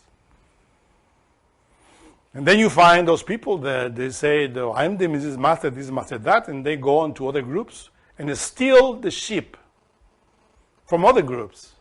And they say that they are doing the work of God by stealing. You shall not steal, but they steal.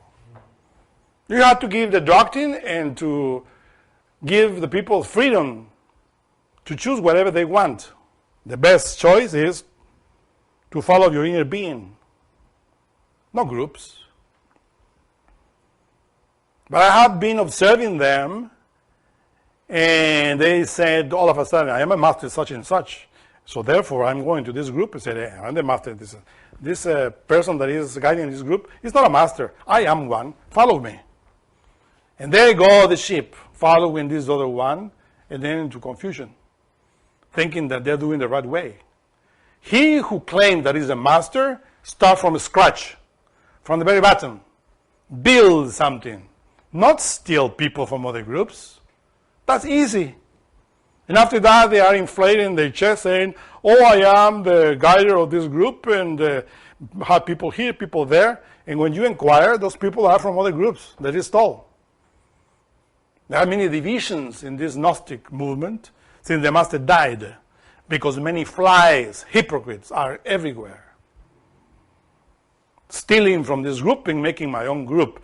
Now this group is mine and it's better, etc., because this, because of that. Always giving excuses. Pilate, the mind, always excusing and washing his hands in order to do what they do. If we follow Moses with power, Moses will follow the innermost and not to fall into confusion. But those people that are not serious are punished with confusion by the lies as well that are there in the internet. Criticism and many things. That's why in Isaiah chapter 19, verse 2, you find the next graphic, how Moses is there with the flies and the wild beasts there in confusion. And is written, and I will set Mizraim against Mizraim, and they shall fight everyone against his brother and everyone against his neighbor, city against city, Malkut against Malkut. And this is what is happening right now. Group against group. Among the Gnostics, among the Christians, there's always different sects. After the guider dies, it spreads in many sects. And everybody is always claiming that my group is better than your group. My master is better than my master. Not your master, I mean. And claiming if you are in this group, you are following the rule, the white lodge. But if you are in the other, you are following the black lodge. And the people read there because now the internet is helping for this wonder of Moses in Netzach to make confusion. Only those that know that to follow yourself is the true way, don't follow, don't enter into confusion, are not punished by the gods. But those people that are lukewarm, that don't know how to follow themselves, easily go or leave, and then start criticizing the Gnostics and saying that the Gnostics are cuckoos. Let us go now in the next one. Tifereth. Then Jehovah said unto Moses, go in unto Pharaoh and tell him, thus says Jehovah Elohim of the Hebrews, let my people go that they may serve me. For if thou refuse to let them go, I will hold them still. Behold, the land of Jehovah is upon thy cattle, in thy field, upon the horses, upon the asses, upon the camels, upon the oxen, and upon the sheep. There shall be a very grievous pestilence. That's Tifereth. And Jehovah shall sever between the cattle of Israel and the cattle of Mizraim, and there shall nothing die of all of that which are of the children of Israel.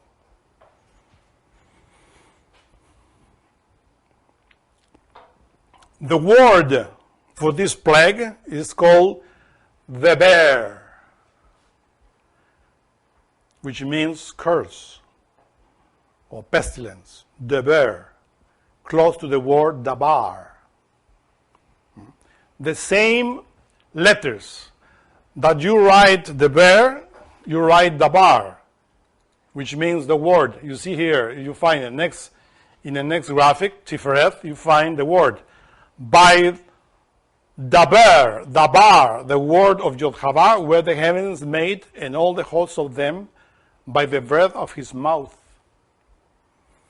So there is a word, or a book in the Bible that is called Deuteronomius, which in Hebrew is Devarim, means words, things.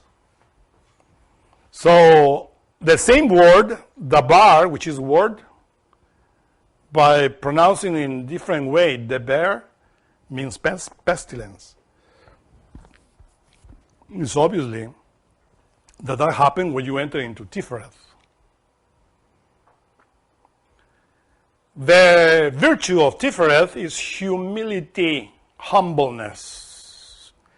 And the vice is arrogance, pride, vanity. It is too sad, I repeat again, to free when somebody reaches Tifereth, not to remember this. At the very end of the first chapter of the book of Job, when Job sees all of this calamity that is happening to him, he says at the very end, related with Tifereth, Yod-Hava gave, Yod-Hava took away. Be the name of Yod-Hava, Hashem, holy.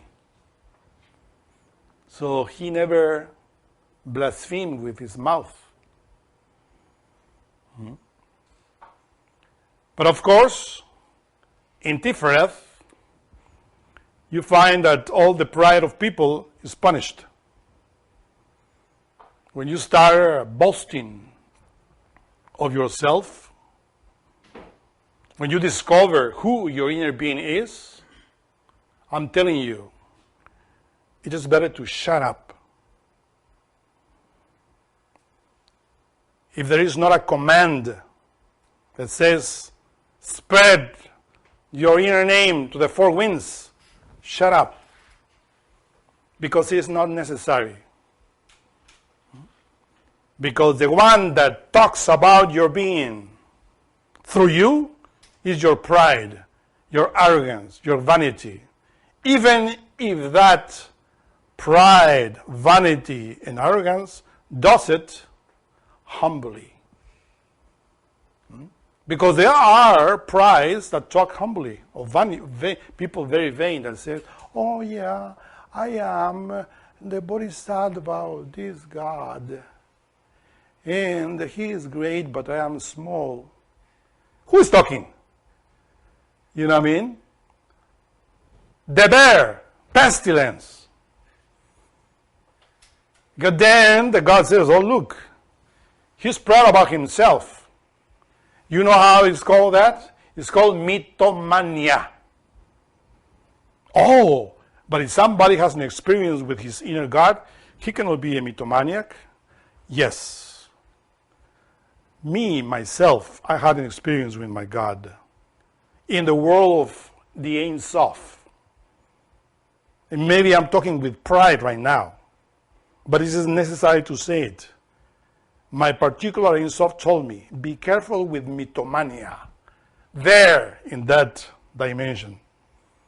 When I returned, I didn't think, oh, I had to be careful of the mythomaniacs that come to me. No. Why he has to warn me about the mythomaniacs? About my own mythomania. Shut up, don't say many things, only what is necessary for the people. But the rest belongs to you. Don't talk too much. Because that's mythomania. the mind boasting about himself. You know, I can say many things about my inner God. Many things. But that will be my pride. That will be a pestilence against me. I will feed my own animals, my own beasts inside. Only he who is not with sin can talk and say, or if it is commanded, as the Master Samael was commanded to utter the name of his inner being, because he is the avatar, and somebody has to know that the knowledge doesn't come from a physical person, from above. But the knowledge is already given. Unless I said it's a command, well, it's okay. But I don't see the necessity of boasting about yourself, or knowing people that I am in this level. In which level are you? So does that help you? It helps you in which level you are. And that's the point here. Otherwise, you fall into this tifereth, using the word dabar in the wrong way, which means deber in Hebrew. Pestilence. And there are a lot of pestilence there in the websites, in the internet, in this day and age. You find there a lot of people that, all of them, they're students of Gnosis, that claim to be this, to be that, and blah, blah, blah, blah, and blah, blah, blah. Written word or spoken word, same thing. It is better to say like Job. Naked I came from the womb of my mother, and naked I will return to it. And to meditate a lot before opening our mouth. Because remember, in the Gospels, it's written that from the heart comes evil things. Tifereth is the heart. You want to talk with your heart? Talk which is true, Hod. But don't be so proud and vain, because that's no good. That's a pestilence. That's the other plague.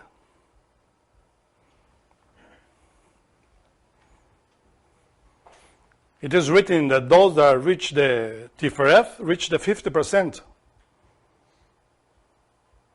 Remember that it is written that the Exodus had to be performed in 3 steps. First, the people that receive the doctrine, if they practice it, and then they will reach the 50% to the other level. When you reach the 50%, you enter into another level in order to reach the 100%.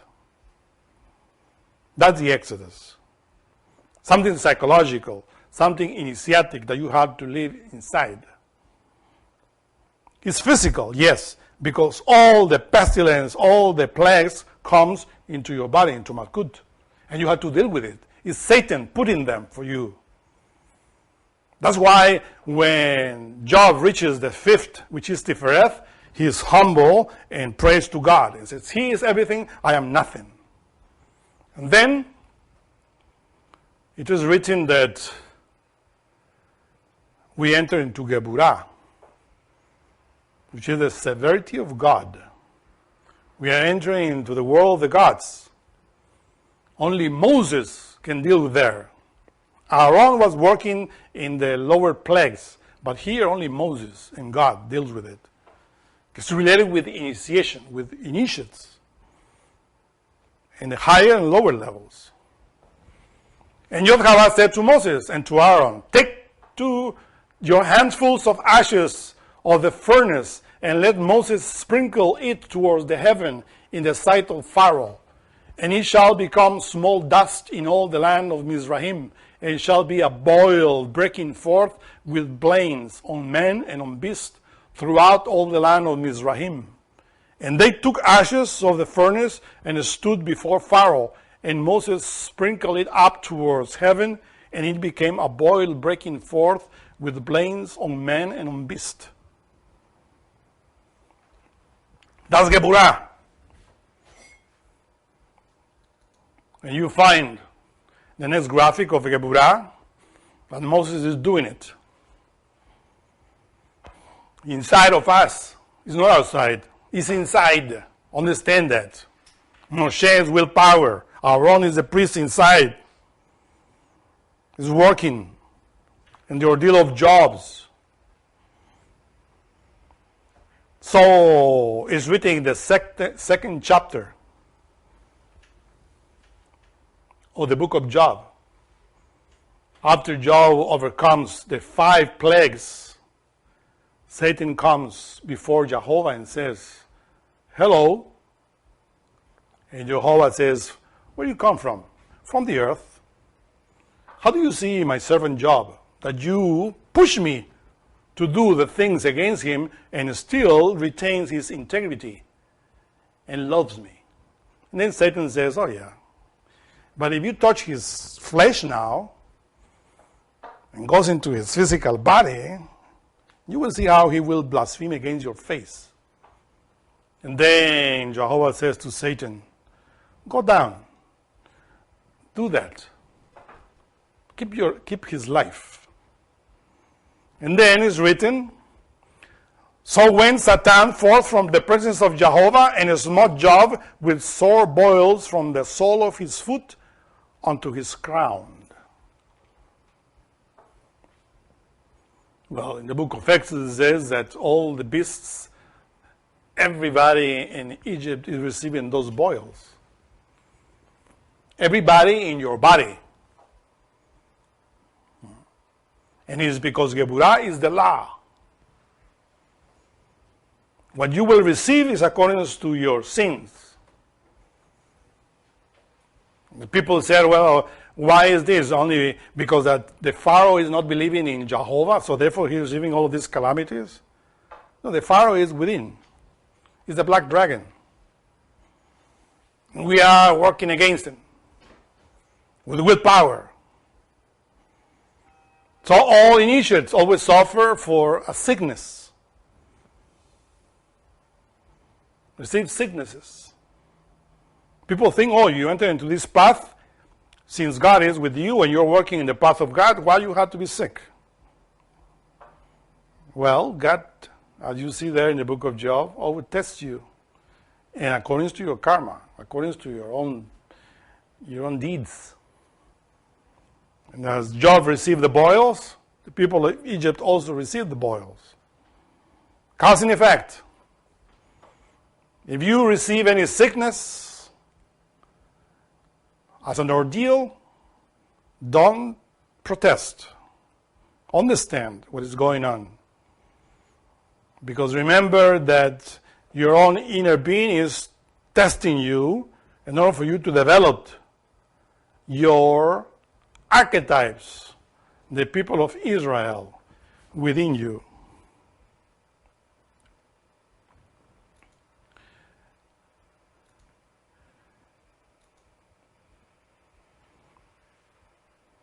And then comes the ordeal of the hail and the thunderings that relates to Chesed.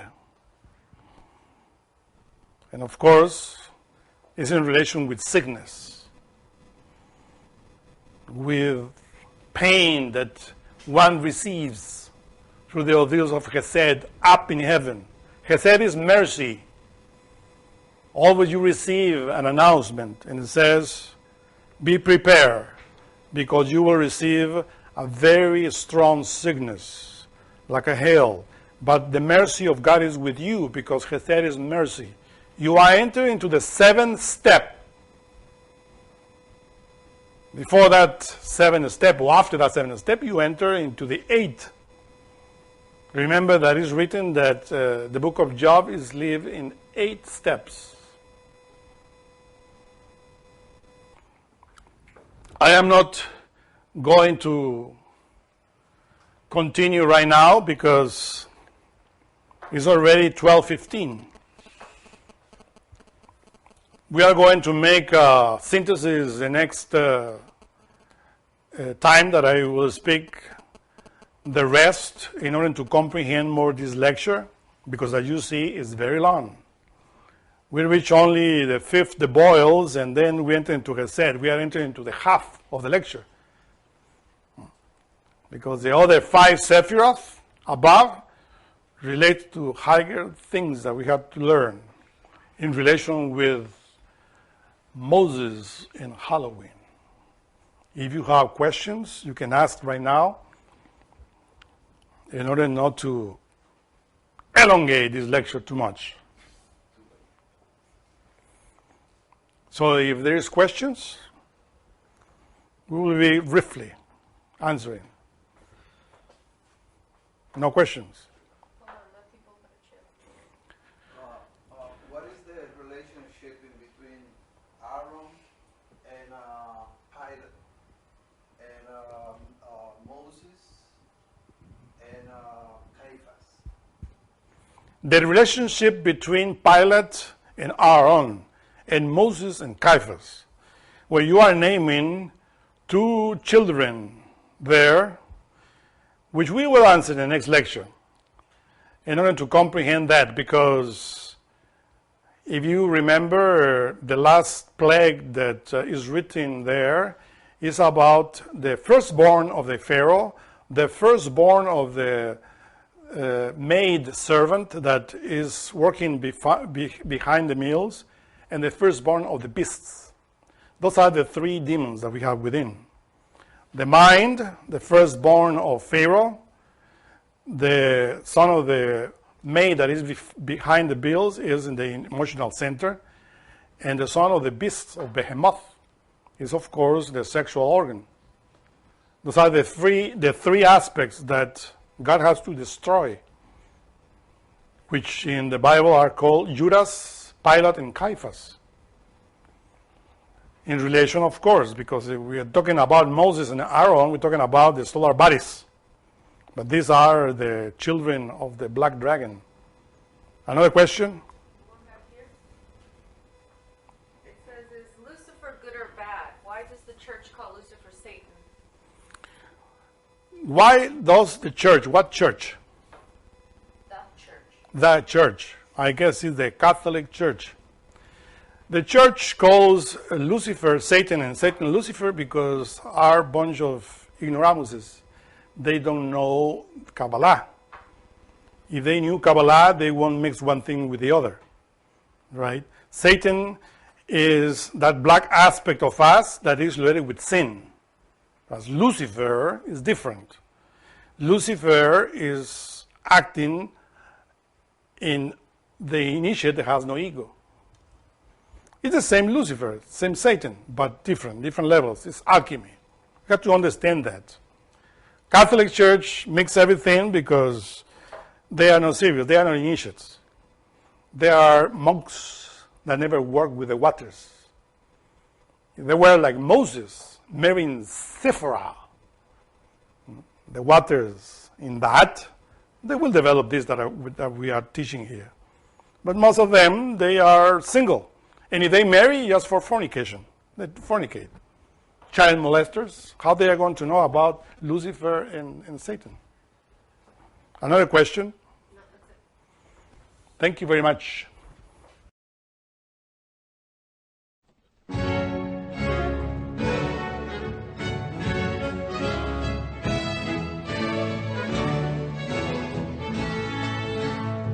The presentation of this lecture was made possible by donations from listeners like you. Help Gnostic Radio to help others. Make a donation by visiting gnosticradio.org. For questions and deeper understanding of this lecture, we invite you to explore the wide variety of resources available on our websites. Thank you for your support. May all beings be happy.